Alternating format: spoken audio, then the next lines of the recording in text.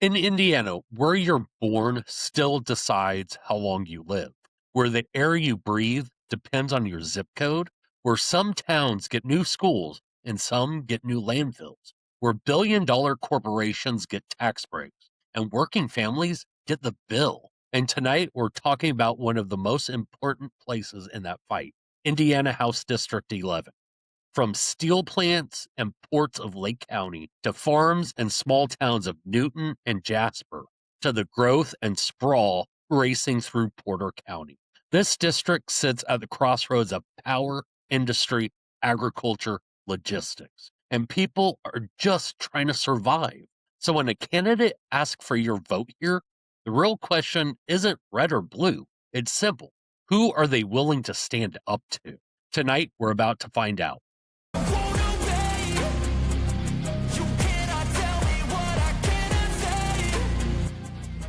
Welcome back to Hold 'em Accountable. I'm Derek Holder, retired Marine and your host. This show exists for one reason, to hold people in power accountable to the people they claim to serve. No party leaders, not corporate donors, not lobbyists, but real people. And tonight we're talking about Indiana House District 11.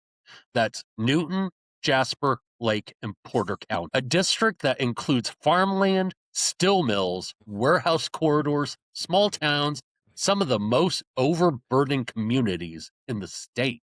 Our guest tonight is Tyler Bridges, a Democratic candidate running to represent District 11 in the Indiana State House. Tyler is campaigning on working class priorities, economic fairness, and a belief that government should work for people instead of corporations. And tonight, we're going to test that. No talking points, no dodging, no consultant approved answers. Just straight questions about who gets protected and who gets left behind. Tyler, welcome to Hold 'em Accountable. Thank you for having me. I appreciate it. Tyler, District 11 is a place where power collides. Steel, shipping, agriculture, developers, and families who just want clean water, decent jobs, and a future their kids can afford to live in. So before we get into the policy weeds, I want to start with something simple but revealing. When you walk into the State House, you don't just represent voters. You run into lobbyists, industry lawyers, corporate donors. And the very first question tonight is this. District 11 covers rural and small town economies in Newton, Jasper, Lake, and Porter counties, with industry, farming, and service jobs all competing for attention. How will you ensure economic growth benefits working families, not just the corporations? That's a great question. You're absolutely right. So my district, it includes again 4 different counties: Newton, Jasper, Lake, and Porter County. And a lot of the jobs in this county include the industry, farming, and service jobs. And at the core, like the simplicity of it all, is we must look at legislation that truly helps everyday Hoosiers, not just corporations like those in Indy. So one of the big things that I've been looking at, because farming is a huge thing within this district, with our farming community, we must expand the right to repair laws. I know it's kind of minute and might be boring to some, but to our farmers around here, it's extremely important. Farmers must be able to fix their own equipment, use local repair shops instead of being locked into expensive corporate controlled service contracts, which basically means with this right to repair is that we hope to keep the money within local economies, lower costs for family farms, and help small town businesses thrive and not send profits out of state. We also, if you go on to my Facebook, Tyler Bridges for District 11, you'll see that one of the big things that I push for is to fight for workers, which you mentioned, Derek. I appreciate that. And it means to bring up legislation that pushes worker rights over big corporation profits. When looking at right to work policies, they have driven wages down across Indiana. When workers, whether in factories or warehouses or in the middle of nowhere, like some of my district lands, uh, when they can organize and negotiate fairly, we see higher pay and better job security. So these policies and these legislators need to be workers first. So we need to um, push back against these right to work policies.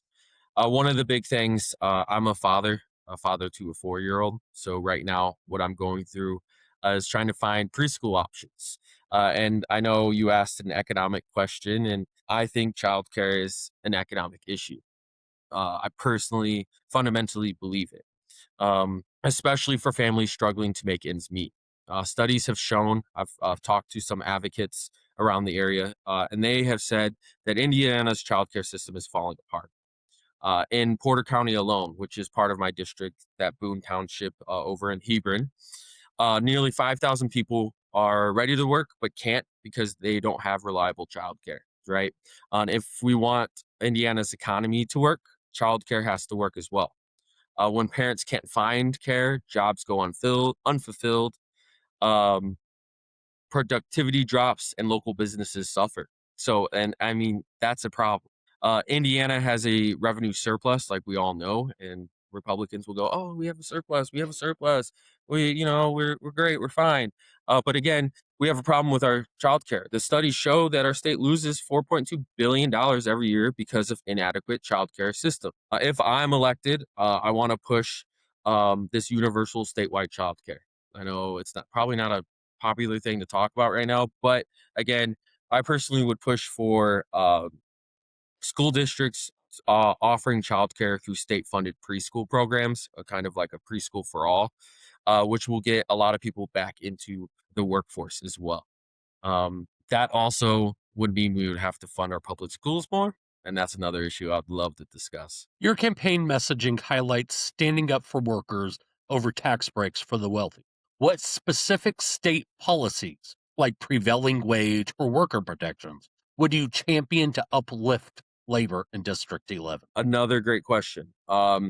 So a little bit about myself. I am a teacher. So that also means I'm part of a union. I don't teach in Indiana, but I am part of the NEA and the IEA, which is the Illinois Education Association. So that's a big thing. I believe in unions. I believe in protecting workers. So other than the obvious, like you mentioned there, of pushing for workers' rights legislation, which I would back up 100%. We need to reverse the right to work laws. Um, but here's some other things that we can focus on. Any anti-union measures needs to be repealed.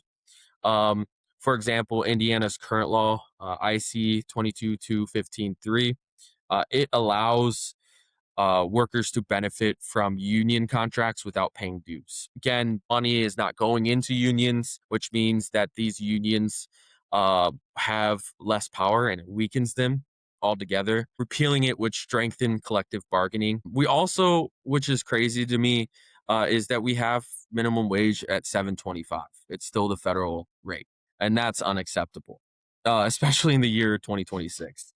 We're one of the few states that still have that federal minimum wage. So I suggest legislation that gives us the the increase of our minimum wage bit by bit on a yearly basis.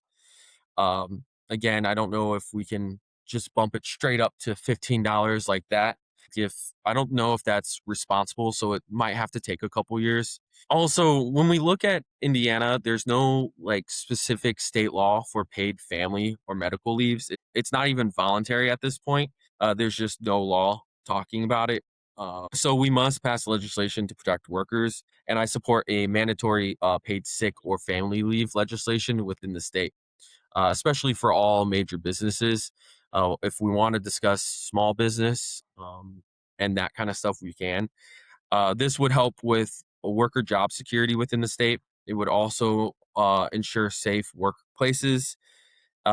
We could push legislation through that significantly increases civil penalties for unsafe workplaces, including child labor, wage theft. We could talk about safety violations.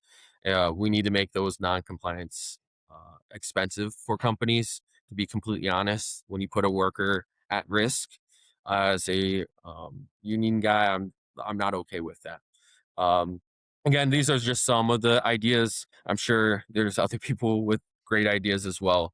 But we need to put people over big corporations is my No, a message. follow-up to that question. Yeah. You brought up raising minimum wage, which Yes, sir. I was talking to a friend in Arizona, Hmm. and their minimum wage is 19 an hour, and she was shocked that we were still at 7.25. Now, when it goes to bumping the minimum wage up, Yes. how do we help the small business owners that may be surviving because they Yeah. can only afford, maybe $9 an hour? Yeah. I mean, that's a great point that people have brought up. I posted not too long ago on my Facebook page about the minimum wage and unions and all that kind of stuff. And when you raise the minimum wage or the idea of raising the minimum wage, you actually create um, money saving measures for small businesses. You have less turnover, you have less cost for training since there's less turnover. You tend to get people that are invested within that small company. They don't feel like they're being treated unfairly, all those kind of things.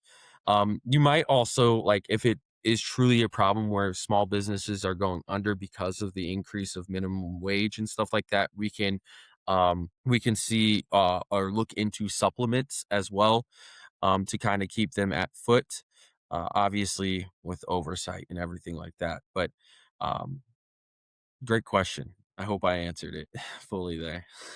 65 and US 231 are critical transport arteries in your district. How do you plan to address infrastructure funding and traffic safety while preventing small communities from being overwhelmed by logistics development? Okay. Um, so I have strong suits and I have some weak points in my knowledge. And I'll be completely honest, probably my weak point here. And I think it's important for a representative or even a candidate to running for any office to admit those weaknesses.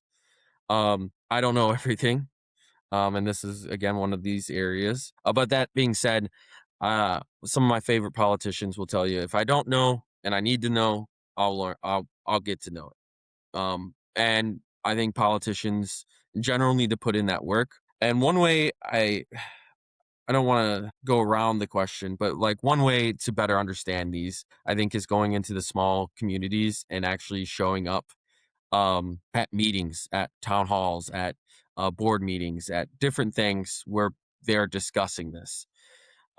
When a representative is not in Indy, they should show up to local government meetings. So like our current representative, if you guys don't know, it's Mike Aylesworth, District 11 rep. He's 82. He does not show up to any of these things to gain knowledge on how to help his district. He kind of is a yes man for the Republican Party, just to be completely honest. I would show up, for example, the next town hall meeting. It's the first and the fourth. I'm sorry, the second and fourth Monday of every month. So I will be at that next meeting and I promise you, I'm sure Mike Aylesworth will not be there. He doesn't hold town halls. He doesn't hold candidate forums.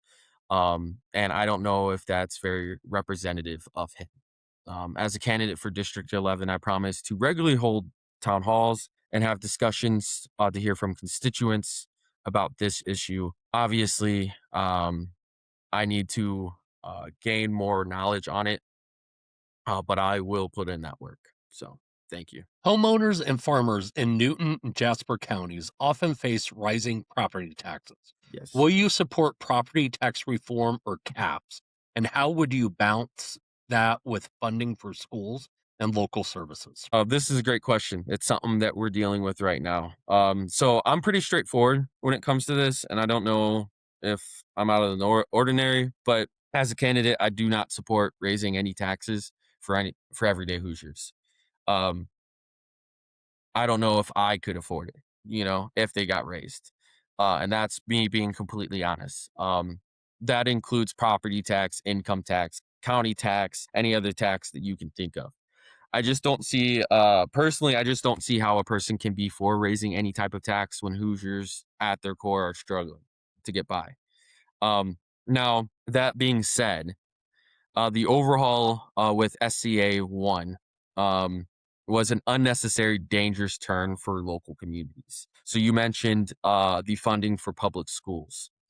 This bill itself lowers some taxes on like property tax and different things. But what they don't tell you, they go, "Oh, we're lowering your taxes." But what they don't tell you is that it actually lowers funding for public schools. I just reposted um oh sorry. I On my Facebook you will see that there was data posted about the Tri Creek School Corporation, and by 2030, that they will not have enough funds because of this bill to pay their staff, and that's unacceptable. And you don't even have to think about public schools only. You can think about fire departments, police stations, and other public services will be underfunded because of it. So we must reverse this bill itself. And now that being said, everyone is already being taxed. We understand that we are being taxed income and all that kind of stuff from the state. And my goal, and I think what people's goals should be down in Indy, is to kind of restructure where that tax money is going. We need to have different priorities in Indianapolis. I, as a teacher, believe in funding our public schools. It's my passion. It's something that I fully believe in. If we're not educated as a society, we are in trouble. Um, we as a state rarely increase that funding. Republicans in that state and Mike Aylesworth will say, "Hey, we increased it. We increased it." That's true. But again, we're in the bottom tier of funding when it comes to per child spending for public education. And that's unacceptable. We have a surplus, but we can't fund our children in education. Um, Again, so I would really want to look at how we spend that tax money and whatnot. Parts of Lake and Porter counties grapple with industrial pollution and environmental health concerns. What tangible steps would you take to protect clean water and air without discouraging job creating investment? Yeah, absolutely. So with this one, I think we have to look at local groups um, to kind of figure out the solution. So in my county, or the counties that I'm trying to represent here, um, there's this thing called the Soil and Water Conservation District. It's a unit of the state government. I know it's kind of minute and might be boring to some, but what they do is basically talk about how we conserve and protect our environment in those ways. Okay. Now each county has its own group, and currently I plan on going to most of their dinners and meetings and having conversations about our environment because it's extremely important. And like you said, we also have to think about jobs and protecting those as well. February 27th is the Jasper County dinner where Mike Aylesworth will be there, and I've gotten an invitation, so I'm excited to talk to those people. Um, Now, I think it's in our best interest to work with organizations like that. So some of their goals that I've kind of saw and appreciated was like providing assistance to local residents for reducing soil erosion. That's a great goal. Conserving and protecting water quality. One of the things I will say nicely about our representative was he produced a bill about protecting water quality in our region. Great. Appreciate that.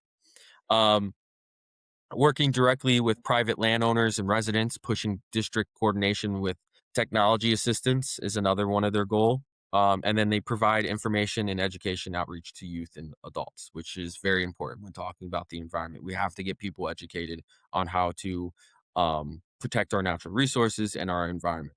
There is also another group that I want to work with and meet up with, Kankakee Sands. I don't know if you guys know what that is, but that's in Newton County. They have preserved over 8,000 acres of nature down in Newton County. They've done some great work with the prairies, dunes, savannas, and wetlands down there. So, as a whole, I want and plan to support legislation that addresses our problems with air and general pollution. So, we must do this because Indiana, I believe, ranks either like 48 or 50 when it comes to pollution. Now, I think that's because state reps have put corporate profits over the health of Hoosiers. and we must put the health of Hoosiers before that as well. So we have to work with all different organizations to see what works. Many rural residents struggle to access affordable health care and mental health services. What Yes. legislative changes would you pursue to keep rural hospitals open and ensure expanded health access across your district? Yeah, great question. Healthcare has gone up, and everyone knows it. It's not good. And even in the rural areas, like you said, those hospitals and whatnot. So there's a couple examples of things that we could do, but the one thing that's kind of proven to help people in rural areas is the expansion of Medicaid. Um, so uh, and this will help stabilize rural hospitals by expanding the Medicaid. States that have expanded Medicaid thus far, they have seen lower uncompensated care costs for rural hospitals. Um, they've increased hospital financial stability. They have higher insurance coverage among working families. Um, so you can have something like the Medicaid expansion or Rural Hospital Stabilization Act, however you want to put it. But again, that would extend coverage to adults up to a certain percentage of the federal poverty level. Again, that would be the like details of it all, which would again, hopefully, we would target some of those rural communities because those cutbacks have really affected them. Another idea that you could do is right now the federal government is giving grants out to rural areas and hospitals right now. Um, Again, these are to help rural hospitals with like operational costs, staffing, equipment, and minor like improvements. But again, Indiana is so rural and have so many different hospitals in the middle of nowhere that the federal program probably isn't enough for all of it. So the state, what I would push down in Indy would to have the state itself must provide funds for these hospitals. It must have its own grant system. um, if we don't, I can see a lot of these hospitals failing, and that's not what we want to see. We also have a problem with like getting doctors out to those areas. So we could also pass things like state tax credits or loan repayment programs for doctors and nurses to go and work in those areas for a certain amount of years, kind of like what we have for teachers and um, urban areas and whatnot. So it's definitely an issue and it's not being talked about. Shoot, we're call special sessions for redistricting, but not our healthcare problems. So District 11 families need strong public schools and training pathways into good jobs. What is your vision for education funding, workforce training incentives, and career readiness programs? yeah. So I think I've mentioned it a couple times. So education is my passion. I never truly want or wanted to be a politician. I'll be completely honest. No one's ran against Mike Aylesworth for about 6 years. Um, and I'm an AP Civics teacher, so I preach to these children, "Hey, be active in politics. Have your voice be heard. People have died for this right. Make sure that you use it." And I kind of felt like a fraud, going, "Oh well, I live in a district and no one's going to run against him." So um, I I wanted to make sure that I ran and had a Democratic voice actually be heard in this district. But again, it was never my like intent. I'm going to get my master's. I should graduate in May in political science. My goal was always to go and reform education, join a nonprofit, whatever it was. That was my goal. Um, so you're gonna get me to rant here a little bit. It's something that I care deeply about. So I've kind of been looking at the school choice annual report for last year, and it's astonishing. I'm a public school teacher. I'm not a fan of the voucher system.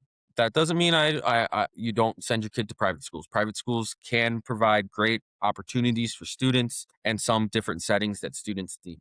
Now, um, that report, it does have some not very surprising details. First and foremost, we as a state, we spend over $500 million on the voucher system. And that $500 million, when looking at it, about 50% of families taking vouchers make over $100,000. And on average, is taking this voucher totally is about $103,000. And this is all from the report that the Department of Education put out. Okay, so this is stuff that they're going, yeah, this amount, the amount that people make that are taking vouchers will probably increase because um, they're getting rid of the income requirements, the maximum you can make. So we're going to see a lot more families that may not need it taking it. So like looking at like who's taking it as well. So 70% of these voucher recipients, they have no record in a public school. They've been in private schools their whole life. Um, so like, why do I bring this up? Well, first off, showcase that they're lying. To be completely honest with you, they're lying about this school choice. They're trying to privatize our public education and our education in general. The system was supposed to help lower income families gain opportunity and the opportunity to go to private schools. As the data shows it doesn't. It basically gives reimbursement to families that were already sending their kids to private schools, which again takes away funding from public schools. At the end of the day, like we understand that it takes away funding for public schools. Um, Again, like I said, I'm not hating on people that go to private schools. It's your child. You can send your child to private school. Now, should the state be paying for that? No. Private school has always been where you pay for your child to get the education that you believe your child should be getting. Now, again, um, when we look at it, right, it was supposed to be for lower income families. It's not. And then at the end of the day, we're not getting enough funding in those lower income areas or in any area of this state. Um, we don't need to privatize our education system. What we need to do is allocate vast amounts of funding for our public schools. We need funding for our students, our teachers, supplies, technology. If you haven't been in a classroom, I suggest calling your local school, going, "Hey, I would like to sit in." And I don't know if they'll do it, but at the end of the day, if you haven't been in the classroom, it's tough. I'm trying to get kids to read at grade level. I'm trying to get kids to be critical thinkers. I was told that I brainwash kids to be liberals and all this stuff. I'm like, I don't have time for that. I honestly don't like have time. My goal is to create a well-rounded citizen, at least to the best of my ability in that classroom. Um, if we want to be a leader in this country, if we want to be a state that leads in this country, we need to stop playing politics with our education, and that's one thing I fully believe in.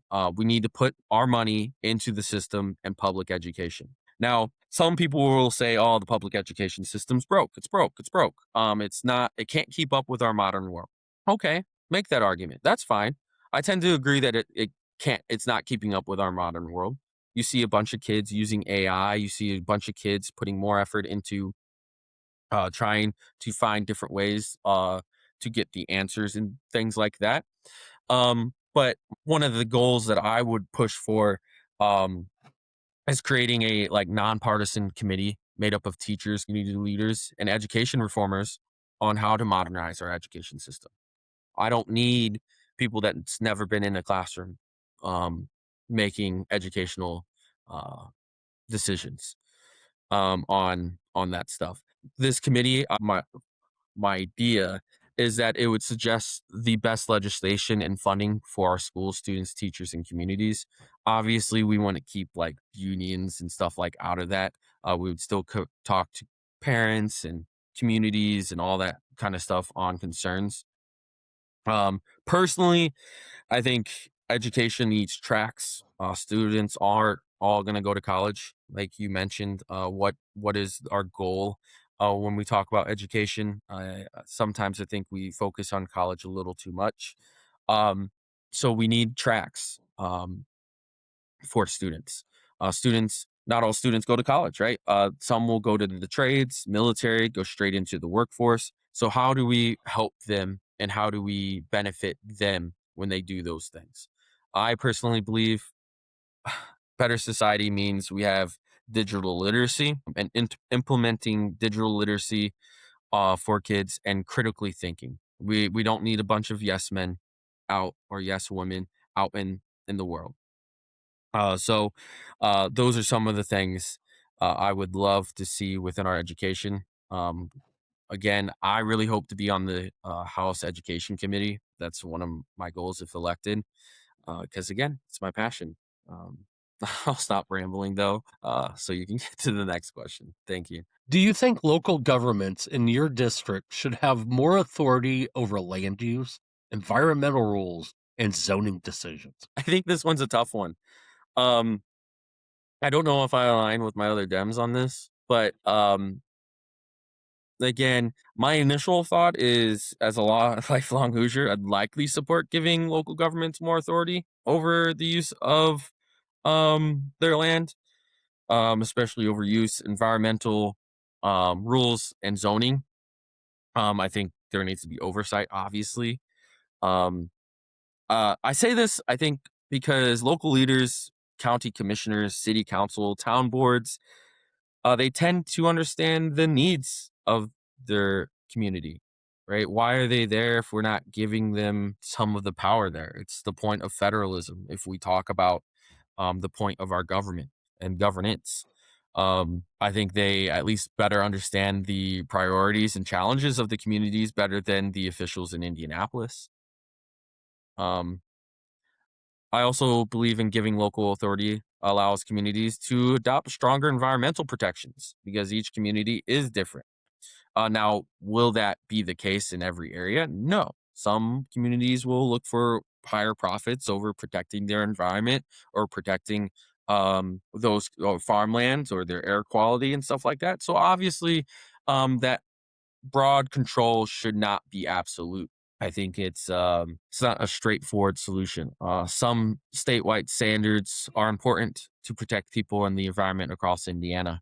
Um, we must have minimum environmental protections, fairness when we talk about zoning, and obviously when we have large infrastructure and zoning things, we need coordination with the state to make sure that it actually works and people have looked over the details and whatnot. Agriculture remains a backbone of parts of your district. What are your priorities for farm support programs, rural broadband access, and small business tax? Um, I I absolutely agree. Farming is a major driving force within this district. I'm a Democrat. I think sometimes I take the old school Democrat take. I think it's the modern take too, but um, I believe in supporting everyday people. That includes farmers, that includes workers, that includes everyone. I don't care if you're vote Democrat, Republican, you're an independent. I don't care. I think the job of the government is to help when it's needed. Um, and that includes your rural areas. I said it in other places, but I'll say it again. Farming is the backbone of American life. We don't survive without our farmers, and we need to support our farmers in any way we can. Um, for example, within our farming community, like I said before, we need to expand the right to repair laws. It's from a few conversations I've had with farmers. I would like to have more. So if you know anyone, whoever's watching this or whatever, please get in contact with me, but they need to be able to fix their own equipment without being stuck in this corporate control. We also, like you said, we need programs that support farmers when there's a loss of money. If there's a loss of money, I know federally I can't change it, but these tariffs are taking away some of the markets that these farmers use. Um, and we can point fingers all we want. We can be like, "Ah, blah, blah." But at the end of the day, we can't let these farms go under. So we need to find solutions at the state level. Broadband access, absolutely very important. Small business tax relief, absolutely important. Things that I would absolutely support and push down in Indianapolis. Running as a Democrat in a historically Republican held seat means Yes. pushing for change. Which specific, powerful interest or policies do you anticipate you'll most need to challenge to deliver results for everyday District 11 residents? Great question again. I really appreciate these. So the big thing for me is there's kind of like in any government we see right now, there's kind of this old guard, and we're gonna have to push back against it. But again, at some point, we need that change. We absolutely do. And I've seen, oh well, we don't need a Democrat. Well, I mean, we've had a supermajority for how long now? 14 years. And as a Democrat, I'm not going to vote every single time with my party if it does not benefit my district. Because like you are representing the district. And I don't think our current representative is doing that. How does blank check legislation help working families? Just look at the record. A lot of Republicans were willing to accept a call for a special session for redistricting and vote in favor of it. The House voted in favor of it. The Senate is the one that knocked it down. The House voted in favor of it. And Mike Aylesworth, yeah, sounds good. But other things aren't important enough. Healthcare isn't important enough. We rank at the bottom for women's healthcare in the country. That's not important enough. We rank in the bottom for childcare. We rank in the bottom for spending per child in public schools. We have the right to work laws. We don't support workers and their benefits that they deserve. And all that's not important enough. Rising costs are not treated as a crisis. So again, I think this is what's wrong with leadership in Indianapolis. They've lost touch with everyday Hoosiers. So we must bring back accountability to our representatives. And how do we do that in a democracy? Any civics teacher, any government teacher will tell you, we go to the polls. If it's not working, go to the polls. They've lost touch with everyday Hoosiers. And I plan to work with Democrats, Republicans. If it fixes the problem, I'm on board. I'm there. I'm going to put in the work. And I think that's what our new representatives and the new guard should be. So thank you for that question. Oh, hi there. Do you live in Indiana? Are you watching this video? Come on in. I'm Blythe Potter. I'm running for Secretary of State. I'm a veteran, small business owner, a mom, and a lifelong Hoosier. I'm building a grassroots campaign focusing on talking to the people, not the establishment. So help me spread the message that Hoosiers deserve better from our elected officials. Oh, hey, before you go, introduce yourself in the comments and share this with a fellow Hoosier. Bye now. All right, Tyler, we've talked about policy. We've talked about your priorities. We've talked about what you say you want to fight for in District 11. But now we're going to do something a little different because voters don't just need to know what you believe in when you have 5 minutes to explain it. They need to know what you believe in when there's no room to hide. The next round is called Hold 'em or Fold 'em. No speeches, no hedging, no it depends, just yes or no. Because in the State House, when a bill hits the floor, you don't get a paragraph. You get a button. Green for yes, red for no. So this is where we find out who's bluffing and who's ready to put their chips on the table. Should every Hoosier have access to affordable health care regardless of income? Yes. Should Indiana raise the minimum wage to a living wage? Absolutely. Should corporations that pollute Indiana's water be forced to pay for cleanup? Yes. Should billionaires and large corporations pay a higher share of taxes? Yes. Should public tax dollars be reserved only for public schools? Yes. Should workers have the right to join a union without interference? Absolutely. Should the state protect women's reproductive health decisions from government interference? Absolutely. Right to privacy. Should Indiana invest more in mental health and addiction treatment instead of cutting services? Yes. Should utilities be banned from raising rates while posting record profits? Yes. Should elected officials be prohibited from trading stocks while in office? God, yes. My goodness. Pineapple on pizza. Yes. Tyler, thank you for coming on the show tonight and being willing to put your record, your values, and your yes or no answers on the table.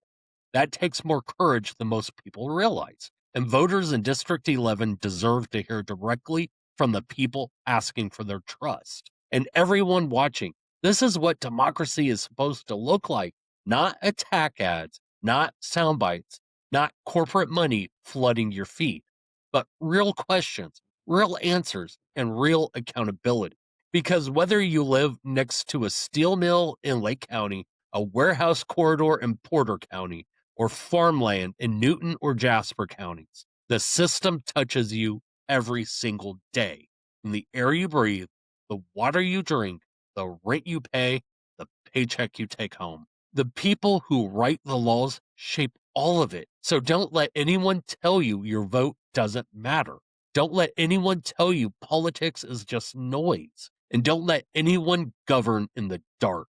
Ask the hard questions. Demand the receipts. And never stop pushing for a system that works for people instead of profits. And to everyone out there, stay engaged, stay curious, and remember, democracy only works when we hold them accountable.